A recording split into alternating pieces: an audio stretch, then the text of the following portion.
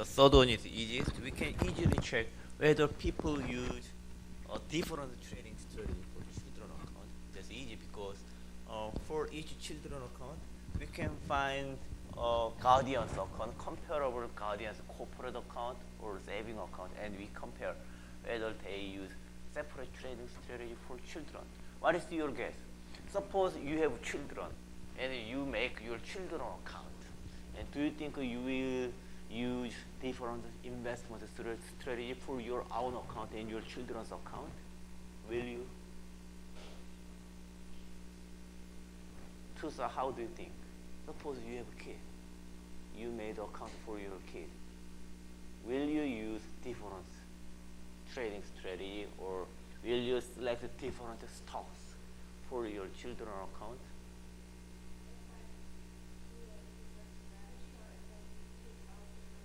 Yeah, whatever. I mean, stock picking, differently picking stocks or pick different stocks or whatever. Will you manage your kids' account very differently from your own account?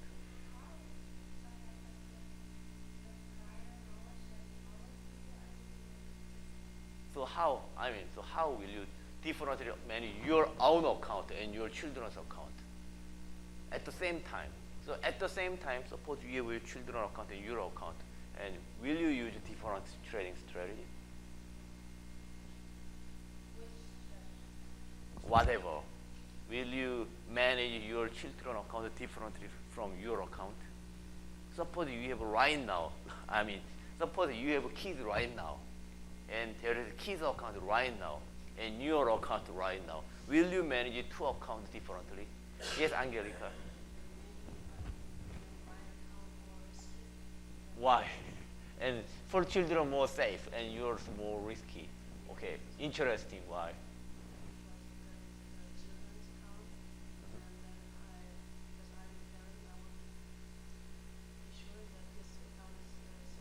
Safe.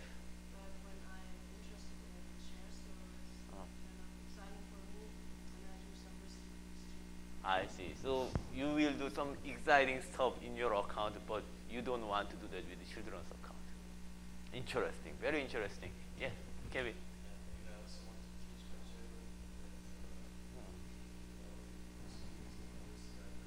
Okay.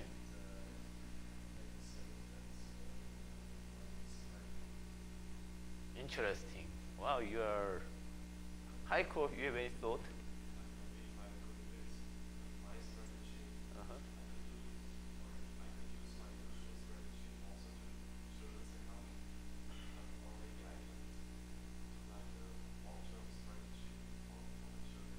Okay, so yours is more short-term oriented, relatively, and for children, long-term oriented.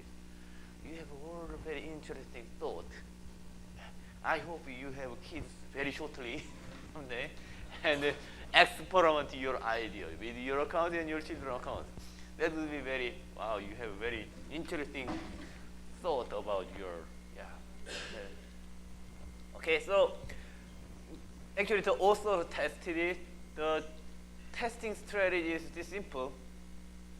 This is trading activity of children, trading activity at children account at x time t minus x, and it is return at time t. So it is return from, so they compare, they check the performance when there was trading activity in baby account, and sometime later they check return account. That is easy. Okay, let's check this one first, and then result. Descriptive statistic. No, not this one. Let's take a look at the easy one first. Okay, this one. Okay. So first we can check the activity account in children account. We can check return. Then we can see whether children account outperform adult account. And indeed they outperform adult account. Look at the coefficient for this one. So if this one is positive, then they outperform the adult account, right? So they decompose into the purchase and sale. So when baby, there was a trading activities in baby's account, children account, we put 1. And there was no trading, we put it 0 in this column, and we do the statistical analysis. And if A1 is positive, when this one has value 1, and it means there is a plus, there is a higher return over here, right? So when there is a purchase, it is 1. When there is no purchase, it is 0. And they find this A1 thing is strictly positive. And then we can possibly include the control variable because other factors may affect stock return, right? So we can control other things. But result doesn't matter. Whether we include the control variable or not, this A1 is always significant. So if there is a 1, which means there is a trading in baby account, there is a positive return. So it means baby account or children account outperform. And we can do exactly the same analysis for sale. Now let's check when there is a selling in children account, we put 1 over here, and there is no selling, we put 0 over here. Okay, 1 in selling, 0.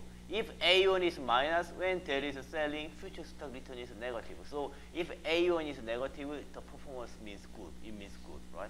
Indeed, statistically significant. The coefficient are negative, whether we include control variable or not. So there is 1, which means there is selling, it lowers return. So it has some skill. Baby account has a skill in picking stock. They buy stock before they rise, and they sell stock before they sell. I don't know, before they fall. Okay. So it means baby account is good. And then now we can compare whether there was a different trading strategy between baby account and adult account. What they did is they now include guardian account. So for each baby account, they check family name, and then they track their parents. And then they compare the performance of their parents and then baby account. And this is interesting result. So this is baby account. So basically same analysis. When there is a purchase, baby account has value 1. There is a guardian family account, guardian corporate account. So both of them are guardian account. And when they have value of 1, it means there is a buying. Okay? So it means they are all significant. Right?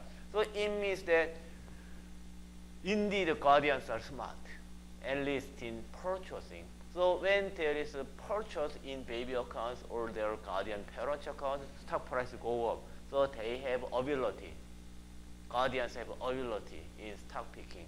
They can buy stock before stock price go up. So they buy either through children account or through their own account. They're good. And then we have an interesting finding about sales, but they are different. For sale, if guardians are smart in their selling, it means their coefficient to be negative. But when baby sell, there is a selling in baby account, this is negative, so future stock price go down. So it is good. But for guardians account, they are all insignificant.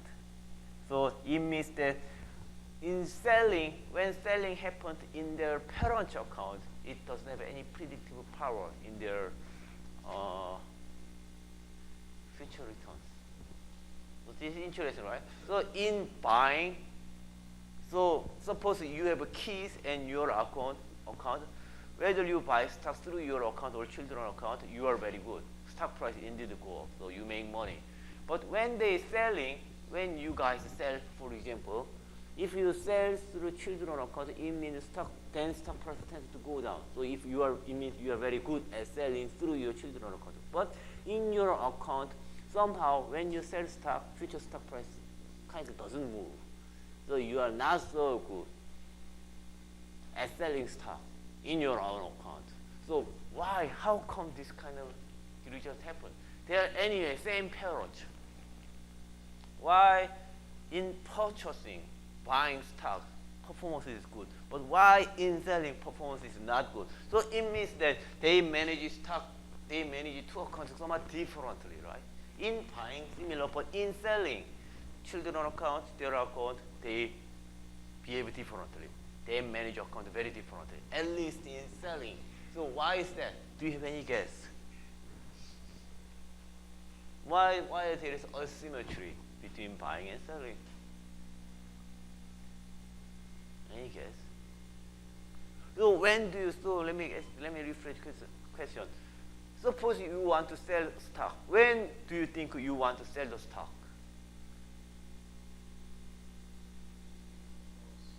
Yes, if you expect future stock price falls, then you will sell stock. Okay, that's possibly one. What would be the another possibility? When will you sell the stock? What would be another possibility? First, when you expect stock price falls. Second, yes, if you need money, whether it is another investment or not, right? Suppose you want to buy a car, new car, a fancy like Bench, right? Audi somehow, right? Fancy car. Then maybe you have to sell some stock. Then the question is, you have two accounts, your children account and your account. In which account will you sell stock to buy new Audi? Where? Yeah, That's a tough question, right? That's how much you love your children. Okay. Yes, that's the usual parent's mind, right? Richard, and Victor, you are very interesting. I mean, Yeah, I don't know what that usually is. parents don't. I mean, The ethical think this. decision would be to sell your own stocks, but Okay. I don't Yeah. know. Yeah. But anyway, for ordinary parents, average parents, they would sell their own stock instead of their children's stock. So, I mean, because that's the liquidity reason, okay? That's the kind of, they need money, so they can sell stock. And then when parents need money, they sell stock, their own account. Therefore, that is unrelated with the future stock. So that's why there is asymmetry over here. So clearly, they manage stock differently. And that's a possible explanation. And next, another one. Now we are done. Okay, children account is better than their guardian's account in buying, but not in yeah. So there is apparently guardians manage children account and their account differently, at least in selling. Okay, so that's one explanation why children account is better than average account, average adult account. And second possibility, why children account is better than adult account, and we can compare the guardian and then different other adult. Then two possibility, maybe guardians are smarter than other adults, or maybe guardians are more informative than other adults. And then how we can distinguish these two possibilities, how we can tell different between the two possibilities. I think the match guardian.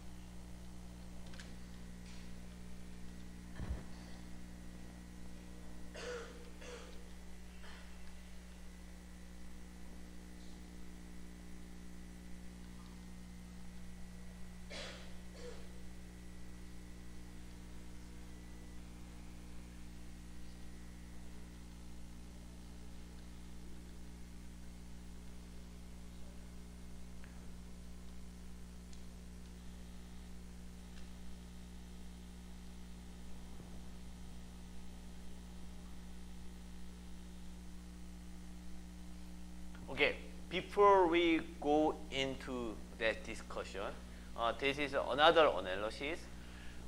In order to check whether children account is good or not, or children, actually young account, older account, whether they are good or not, what you can do, we can check another possibility, you can do kind of event analysis called event analysis.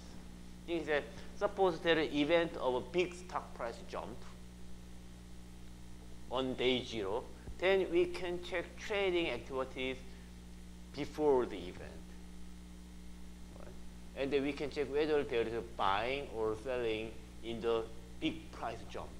If there is a buying, purchasing, trading flow before big stock price jump at time 0, it means the trade is informative. Right? actually they check it and then they compare children account and then adult account, and then at day zero, there is a big stock price jump. Okay, big stock price jump, and then now they compare. Okay, they compare trade like 1 day ago, and then in this case both young and old account are same, and then frequency, and then they compare. Actually, this is more dramatic. They compare they compare the trading before from day -3 event, and there is a trading flow in young children account and no trading, no discernible trading flow in older account. So it means that children account is better at picking stock. Actually, there's also similar results. And trade 3 days before large stock price change, they also check trading activity before large stock price jump, and there is a significant positive trading flow for young account, but there is no good trading flow in older account. Okay, so it is kind of analysis. So it is a performance of this is like more rigorously speaking, what the authors did is that if we check the past historical data, we know where was the big price jump, right? And then before day -1, we hypothetically give $1 to children's account and $1 to older account, like that. And then we check what would be my performance from that day -1 to at day 0. So it means that here we can see the stock. It means that stock return from young account is strictly positive. It means that at the before big large stock price changes 1 day ago, if I give $1 to children account, I can make money. But I cannot make any money by giving money to older account. So it means that children account is more informative. And then interestingly, at -2, -3, there is no such pattern here.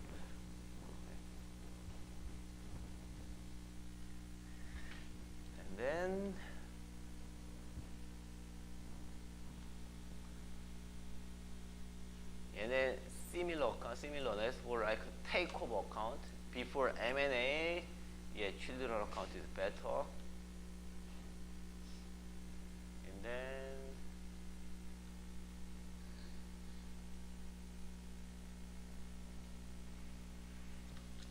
this is similar analysis at day -1, children account is good.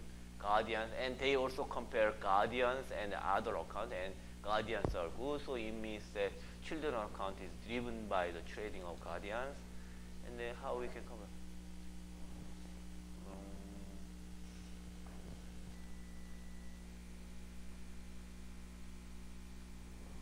Okay, now the question. Okay, we clearly know that children account is better than adult account, and then we also check that guardian account is better than ordinary adult account. And then our question: why children account is good? Why the guardians of children are better than other ordinary adults? Two possibilities: information or intelligence. And it is very hard to directly measure, directly identify whether the superior performance is driven by intelligence or information. It would be very hard, right? We cannot simply open people's brain and check whether they have more information or more intelligence. That would be directly test them is almost impossible. So we have to be smarter in identifying whether it is driven by intelligence or information. So one way to figure out whether it is from information or intelligence is to analyze the trading pattern of guardians. So the idea of smart idea also is like this. So they compare two trading strategies. Trading strategy number 1 is trade before multiple information event for an individual firm or industry. Okay. So immediately in first group, they pick a particular firm and keep track of that firm. Okay, whether there is M&A, whether there is IPO, or whether there is a big surprising news, or whether there would be a big price change. In group 1, they just pick a particular stock and keep track of that stock. And in the second group, they use a bit different strategy. In second group, they don't track a particular company, but instead they track particular event. They only bet on takeover. Sometimes they only bet on the large contract, something like that. So again, the first group keep track of just one company, and second group, they keep track of just a particular event across multiple firms. Which trade do you think would be more based on information than intelligence? Number 1 or number 2? If you have like inside information, special information, then what kind of trade will you do? Number 1 or number 2? Possibly.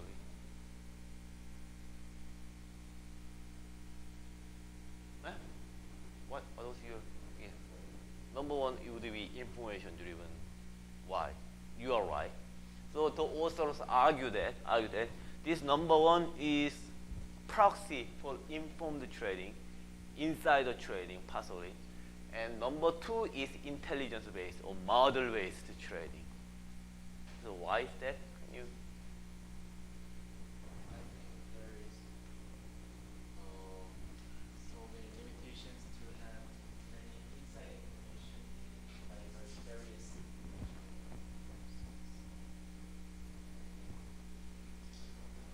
If somebody has inside information that gives us inside information for one reason. Yes, that's right. Someone has inside. Well, of course, it is possible to have inside information for multiple companies, right? That would be rare, right? If you have inside information, then you may have a special relationship with a particular company. Then you will naturally keep track of that company. So this number 1 is more likely to be driven by inside information or special information. And the second is like a model-based, possibly, right? Suppose you have your own valuation model to predict like M&A. Then you will apply your model for every industry, right? We learned IPO, right, in our class. So if you master the IPO, now you want to use your knowledge about IPO for every possible IPO, right? Multiple industry for multiple firms, right? That would be more driven by your model or financial intelligence, not driven by your inside information, right? But this is kind of smart, isn't it? Yes. Yeah, but isn't it illegal, like, to trade on the stock market if you have inside information? That's insider trading, which is illegal. Yeah, inside trading is illegal, but not all insider trading is illegal, I think. There are other ways to go around regulation, possibly. Maybe there are a lot of ways to camouflage insider trading. Using children account could be one way, possibly. Okay, yeah. So and then they therefore compare. So they want to check whether the significant performance happens in number 1 or number 2 or both of them. If significant superior performance of a children account happens only for first trade, it means superior trading, superior performance of children is driven by insider trading. If only number 2 shows a positive significant performance, it means that children account is driven by information or model-based trading. And they compare both of them. The result is that, like this, both of them are significant.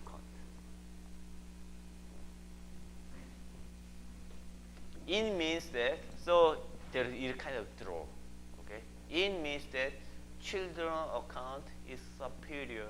Children accounts are superior to adult account because guardians are both informed and intelligent. Okay. So this is the major message of this result. Okay. So any question about this paper?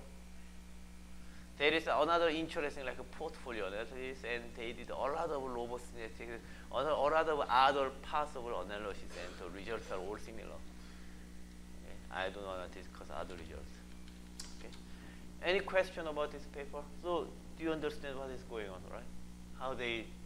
What was their empirical design and what is their empirical strategy to identify different hypotheses and plausible stories. So anyway, usually, suppose you are in academia, you are a professor or researchers, and if you are to publish your own research paper in good journal, just reporting interesting result is not enough. Children account is better than adult account. That is interesting finding, very interesting finding, but this is usually not enough. Okay, you have to explain why, what drives the trading performance. That is important. And in addition, you have to link it to more broad body of literature. In this case, it is like picking up the information about whether a particular stock is, well, there are a lot of professional, informed, or intelligent traders for particular stock or not, which I explained last week, I think. So you have to relate your research to broad body of literature. Okay, and next we move to like genetic analysis about our next paper, which is the genetics of investment bias. Okay.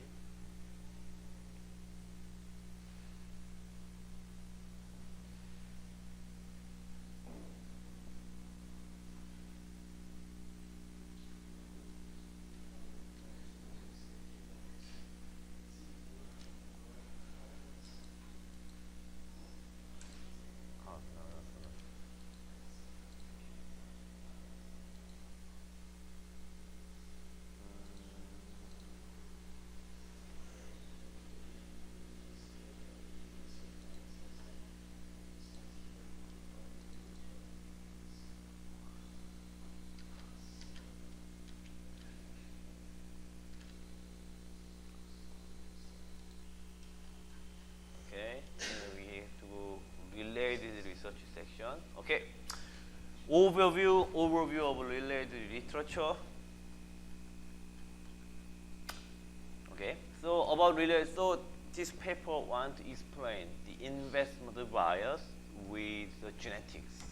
Okay. Obviously, the related literature would be about biases, right? Investment biases. And related literature would be about investment biases and possible explanations about that investment biases. And what are the investment biases?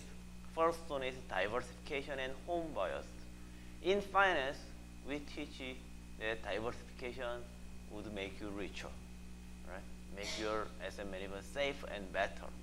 But surprisingly, or paradoxically, people don't do diversification that much. Okay? For example, like for Korean investors, they invest more in Korean stock than European stock. Europeans, they invest more in their European stock than Asian stock. That doesn't make sense because your human capital, for Europeans, your human capital is tied to the European market. If the European market doesn't perform well, then it will be harder for you to find a good job in Euroland, right? And it would be harder to receive higher salary in Europe if European stock market is not good, right? Therefore, your optimal strategy is if you work in Europe and if your human capital is tied in Europe, then you have to invest more in Asian stock for diversification. You have to diversify your human capital and financial capital, right? That would be rational trading strategy, rational investment strategy. Same for Korean students. For Koreans, it is irrational or stupid to invest much in Korean market. Instead, they have to invest more in European market. in order to hedge the risk in their human capital, in financial capital, right? That would be better, right? But people don't do that. Korean people invest more in Korean stock, and European people invest more in European stock. Then the question is why? Right? That's paradoxical, isn't it? Do you have any plausible story? Yeah, but do you have more knowledge of the market and they're more familiar with it so they can predict it somehow better? Because for some European investors, maybe the Asian market is like really weird and they kind of know nothing about it besides what they can read about. So they're not actually experiencing it. Right, that was because for Europeans they believe they know more about European market. Yeah, that's what we as a story. But is it really true? I mean, in order to make money in the market, you have to be relatively more knowledge than others. Does it make sense that every European believe that they have more knowledge than other ordinary Europeans? Just one. Let me do a simple test. Okay. Do you have all driver's license? Can you drive? Do you believe you are better than average drivers? How many of you believe you are better than the average drivers? How many of you believe you are worse than average drivers? Only two, okay? Two sincere people in the class. Yeah, so you are kind of overconfident, right? So I mean, that's the natural. If we do the survey, every people believe they are better than the average. But the average is all, the average out of them all, right? So if every European believe they are better than average, in order to make money, they should be better than the average. And it is impossible for average European believe that they are better than the average, right? So maybe it's possibly overconfident could be explanation that, yeah, they invest more in home country. Yeah, Kevin. Some people drive so bad. Yeah.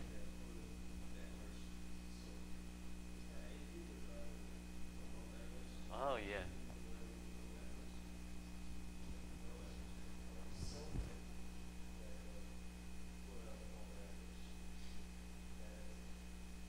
Oh really? Okay. That would be possible, yeah.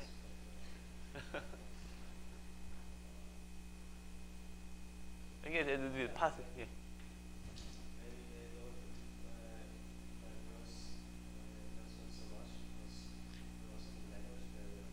Language barrier, yeah.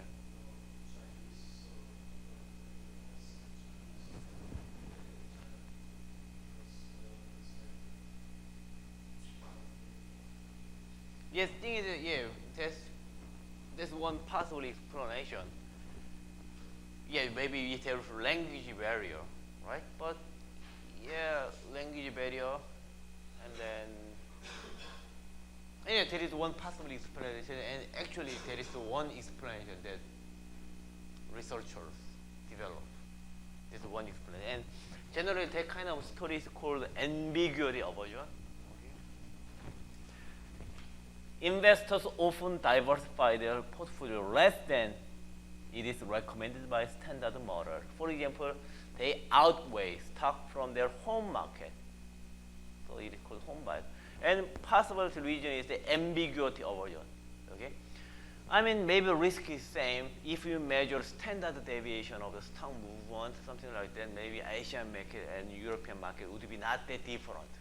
So from the risky perspective, right, statistical perspective, right, investing in Europe or Asian market would be equally risky, possibly. But thing is that people, for Europeans, they have more ambiguity about Chinese market, possibly, which is like a qualitative risk in some sense, not measured with statistics.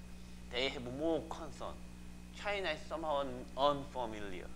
For Korean students too, maybe they can invest in European market, but somehow they have a language barrier in European market, and they feel more ambiguous about European market. And people hate ambiguity.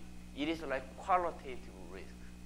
That is one possible explanation. Because people hate ambiguity, They don't want to invest in other country, and instead they invest in home country.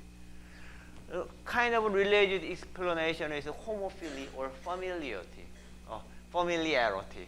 People like, generally, people like things, object, or people, other people, whatever. People like things that is familiar with them. Okay?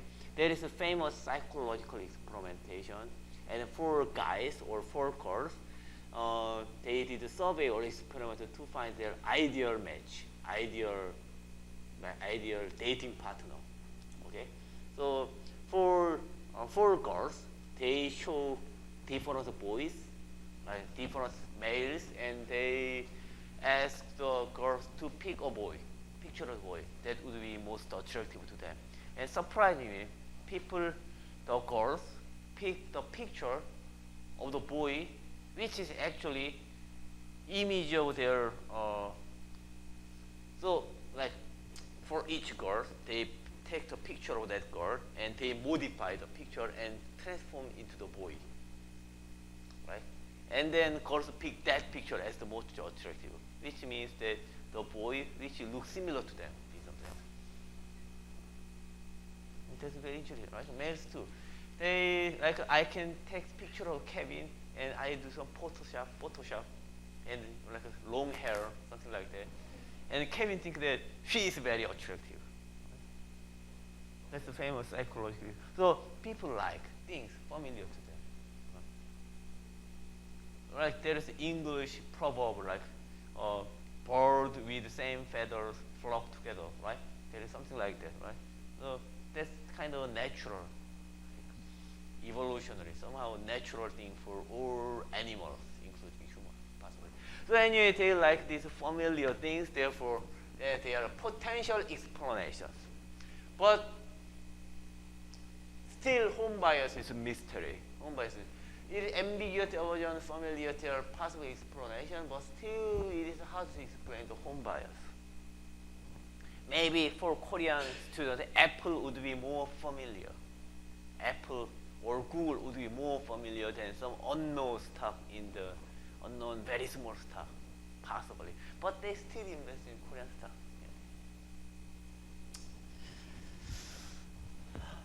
So that's the diversification home bias, and another is the disposition effect is and turnover, another turnover. One important stylized fact about individual investors, they often trade too much. People simply trade too much, and trading is costly. Why they suppose you have Apple, and people usually sell by those stock a lot, which does not make sense because trading is costly, right? And the question why they do that? Why they unnecessarily keep buying and selling same stock? Right? Excessive trading has been found to be related to individual characteristics or partly genetic, such as overconfidence, sensation seeking. One possible explanation is people do trade too much before they think they are because people are overconfident, as they believe they are better than average drivers. Because they are overconfident and they think they can make money, so they just trade too much. Another one is sensation seeking. When there is like a new cell phone, like iPhone 7 from Apple, then I saw news and they made a new iPhone, so I will buy something like that. So sensation seeking. When there is a sensation event, they unnecessarily buy and sell. Right?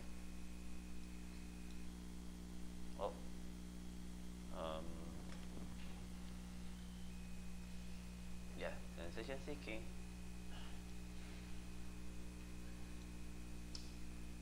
Yes, and then there is existing list that the overconfidence and sensation seeking are related with some genes, right? In existing list, find that twin studies have documented both of these behavior are partly genetic, and more recent research link sensation seeking to specific genes. Some people do more sensation seeking than others, and there is a DNA about that. Some people found it. And another one is called disposition effect. Investors are more likely to test stock with a gain than with a loss. And then the disposition effect has been linked to loss aversion, prospect theory, and narrow framing. They are all related to each other. Loss aversion is easy. Prospect theory is very important, but it is impossible to explain prospect theory in just one class, so I'll just skip. Again, anyway, prospect theory is important, so when you have time, please Google it and read some articles about that. And narrow framing is another important topic. Yeah, and disposition based. And another one is called performance chasing. Performance chasing, individual investors often extrapolate risk to good stock or fund performance, even if it shows little or no persistence. Right? When people invest in stock market, ideally they have to go over their fundamentals, accounting or financial information, and past information about their movement, but somehow they pay too much attention to what was the stock price yesterday, something like that. Most risk, and they extrapolate the most risk performance, although that risk performance is not persistent. Then why people do that? There are some explanations, but yeah. In their work on representativeness, Tversky and Kahneman found that people expect a sequence of outcomes generated by a random process will resemble the essential characteristics that process even when sequence is short.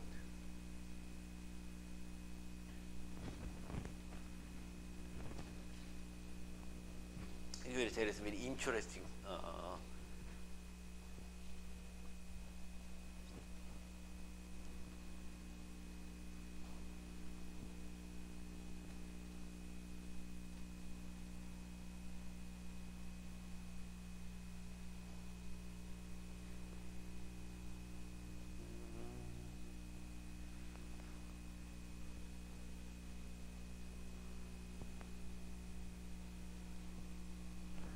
Yes, one well-known story about this one is like this one. Suppose you are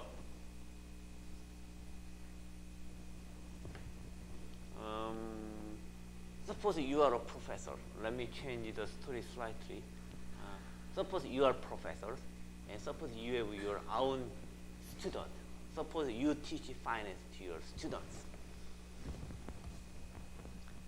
and then you find some students who test score is somehow extremely bad for a particular moment. And what will you do to those students?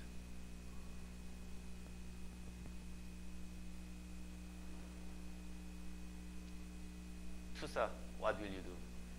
One of your students performed particularly bad, and what will you do? Why? And then?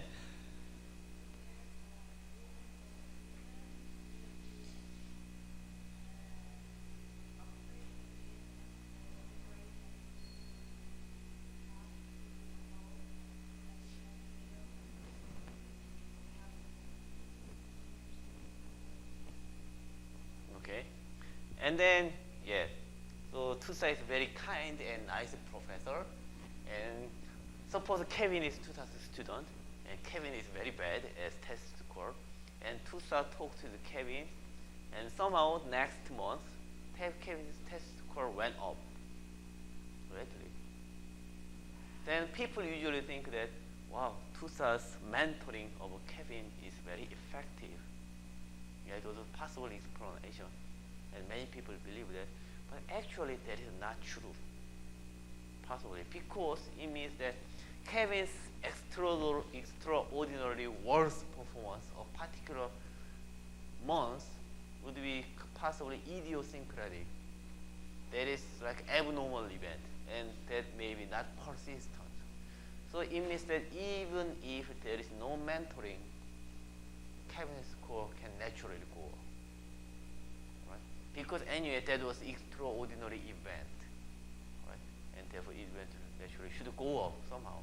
And that, so many people actually believe that, and the people's performance is always like people's performance or many events in life is kind of idiosyncratic, they kind of abnormal. And the abnormal event usually through our attentions, and we do something, and that abnormal event usually go disappear next period because they are not persistent, and we wrongly attribute that change of purpose with other activities like mentoring or something like that, although that is completely possibly useless.